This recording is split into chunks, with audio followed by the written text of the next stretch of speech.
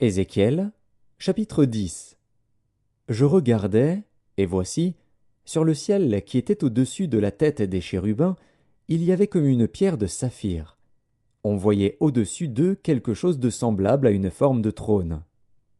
Et l'Éternel dit à l'homme vêtu de lin, « Va entre les roues sous les chérubins, remplis tes mains de charbons ardents que tu prendras entre les chérubins, et répands-les sur la ville. » Et il y alla devant mes yeux. Les chérubins étaient à la droite de la maison, quand l'homme alla, et la nuée remplit le parvis intérieur.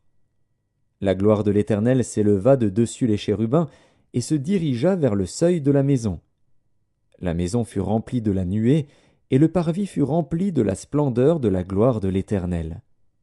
Le bruit des ailes des chérubins se fit entendre jusqu'au parvis extérieur, pareil à la voix du Dieu Tout-Puissant lorsqu'il parle.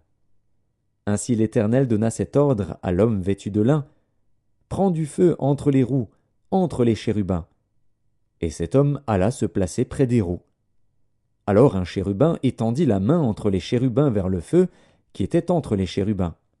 Il en prit, et le mit dans les mains de l'homme vêtu de lin. Et cet homme le prit, et sortit. On voyait aux chérubins une forme de main d'homme sous leurs ailes. Je regardais, et voici, il y avait 4 roues près des chérubins, une roue près de chaque chérubin.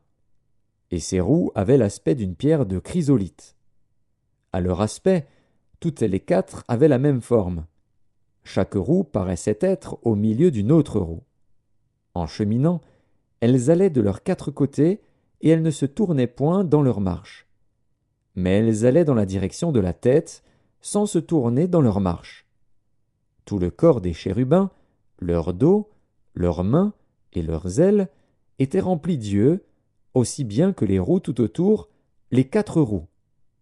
J'entendis qu'on appelait les roues tourbillons. Chacun avait 4 faces.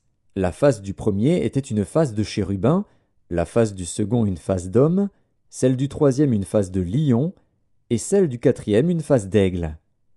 Et les chérubins s'élevèrent. C'étaient les animaux que j'avais vus près du fleuve du Kébar. Quand les chérubins marchaient, les roues cheminaient à côté d'eux. Et quand les chérubins déployaient leurs ailes pour s'élever de terre, les roues aussi ne se détournaient point d'eux.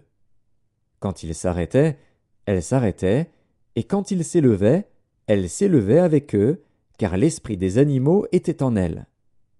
La gloire de l'Éternel se retira du seuil de la maison et se plaça sur les chérubins. Les chérubins déployèrent leurs ailes, et s'élevèrent de terre sous mes yeux quand ils partirent, accompagnés des roues. Ils s'arrêtèrent à l'entrée de la porte de la maison de l'Éternel vers l'Orient. Et la gloire du Dieu d'Israël était sur eux, en haut. C'étaient les animaux que j'avais vus sous le Dieu d'Israël près du fleuve du Kébar, et je reconnus que c'étaient des chérubins. Chacun avait 4 faces, chacun avait 4 ailes, et une forme de main d'homme était sous leurs ailes. Leurs faces étaient semblables à celles que j'avais vues près du fleuve du Kébar. C'était le même aspect, c'étaient eux-mêmes. Chacun marchait droit devant soi.